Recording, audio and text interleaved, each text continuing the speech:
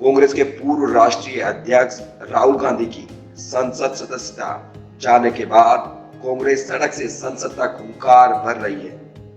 रविवार 26 मार्च को कांग्रेस ने पूरे देश में संकल्प सत्याग्रह शुरू किया, जिसका आगाज महात्मा गांधी के समाधि स्थल राजघाट से किया गया। कांग्रेस के संकल्प सत्याग्रह में तमाम वरिष्ठ नेता मौजूद रहे, क्योंकि पूरी कवायद ओबीसी वोट के इर्द गिर्द है। ऐसे में अखिल भारतीय राष्ट्रीय कांग्रेस ओबीसी विभाग के राष्ट्रीय चेयरमैन कैप्टन अजय सिंह यादव ने मोर्चा संभाला। राजघाट पर आयोजित संकल्प सत्याग्रह से हुंकार भरते हुए यादव ने मोदी सरकार की ईंट से ईंट बजाने की बात तक कह डाली। हरियाणा कांग्रेस के वरिष्ठ नेता पूर्व मंत्री कैप्टन अजय सिंह यादव पूरी तरह से आक्रामक नजर आए। उन्होंने यहाँ तक कह दिया कि ओबीसी का यदि किसी ने भला किया है तो वह कांग्रेस ने किया है। अब आपको दिखाते हैं किस तरह से कैप्टन अजय सिंह यादव ने आक्रामक होकर बीजेपी पर निशाना साधा। ओबीसी का अगर भला किया है तो केवल कांग्रेस पार्टी ने किया है। वीपी सिंह ने केवल घोषणा की थी, लेकिन मंडल कमीशन अगर लागू किया 1992-93 में, तो कांग्रेस की गवर्नमेंट थी तब मंडल कमीशन लागू हुआ था। उसके बाद 2006 के अंदर जब अर्जुन सिंह जी थे, तब हायर एजुकेशन में जो आरक्षण का प्रावधान जो किया गया था वो कांग्रेस पार्टी ने किया था। इसलिए इनके नाम पे कुछ नहीं है।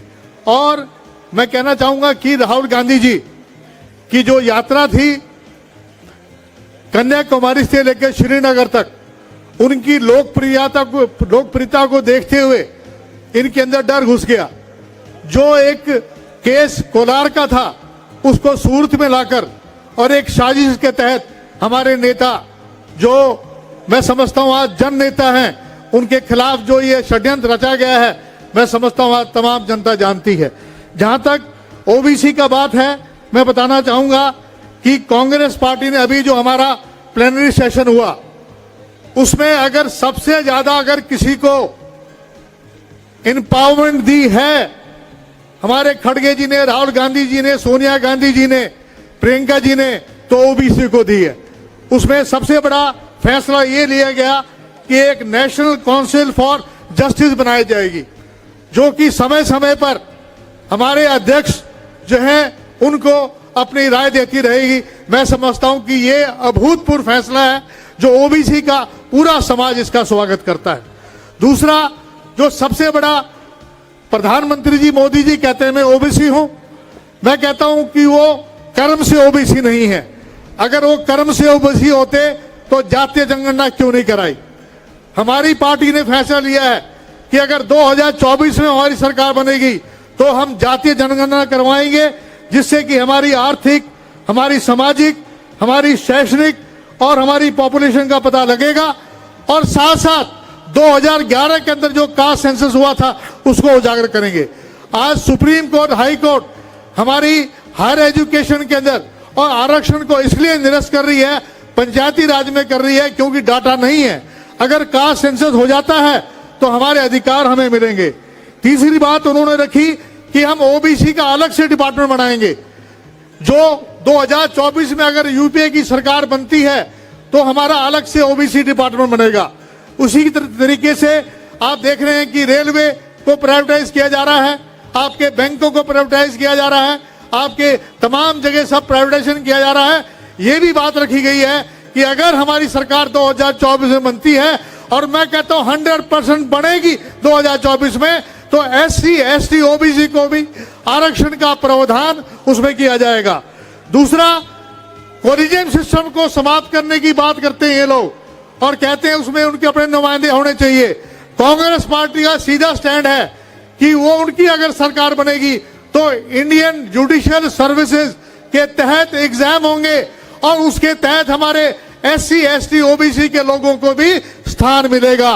मैं समझता हूं इससे बड़ा निर्णय कोई कर नहीं सकता है कि जो जुडिशरी में, एससी में हमारे लोगों को जगह नहीं मिल रही है। इसी प्रकार से हायर एजुकेशन के अंदर भी आरक्षण की बात की गई है और ईडब्ल्यूएस में, ईडब्ल्यूएस के अंदर भी एसटी, ओबीसी और माइनॉरिटी को भी जगह दी जाएगी जो गरीब लोग हैं।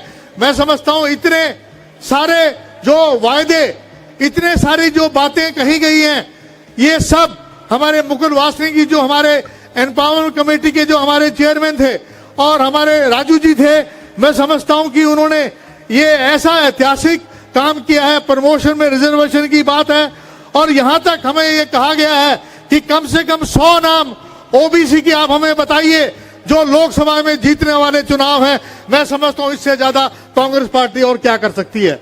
इन शब्दों के साथ मैं केवल इतना कहना चाहूंगा, 20,000 करोड़ का घोटाला छुपाने के लिए जो विदेशों में जो ठेके दिए अडानी को, उसको देने के लिए जो राहुल गांधी जी ने जो मुद्दा उठाया था और जो ऑस्ट्रेलिया में, श्रीलंका में जो उनको अडानी को सब कुछ दिया जा रहा है, इन सब को छुपाने के लिए एक ही नेता थे जो आवाज उठा रहे थे। उनकी आवाज को बंद करने का कार्य किया जा रहा है। मैं कहता हूं अगर राहुल गांधी जी के साथ अन्याय हुआ तो ओबीसी ईंट से ईंट बजा देगा।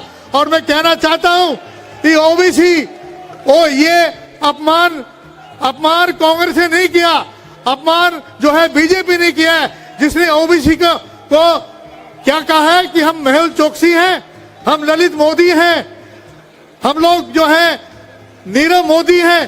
हमें भ्रष्टाचार की स्टैंप लगाने की बात, अगर मोदी जो है ओबीसी नहीं है, अगर ओबीसी है तो ईमानदार व्यक्ति है, वो ओबीसी है, ये मैं कहना चाहूंगा। और मैं समझता हूं मेरे जैसे कार्यकर्ता को मेरी नेता सोनिया गांधी जी ने मुझे मौका चेयरमैन बनने के दिया। मैं एक ही बात कह सकता हूं कि जो भी मुझे काम दिया जाएगा उसको मैं अपनी बेहतरी से और दिल लगाकर कोशिश करूंगा कि ओबीसी जो है कांग्रेस के साथ जुड़े और ओबीसी जो है 2024 में सत्ता में लेके आएगी। बहुत बहुत धन्यवाद। राम राम।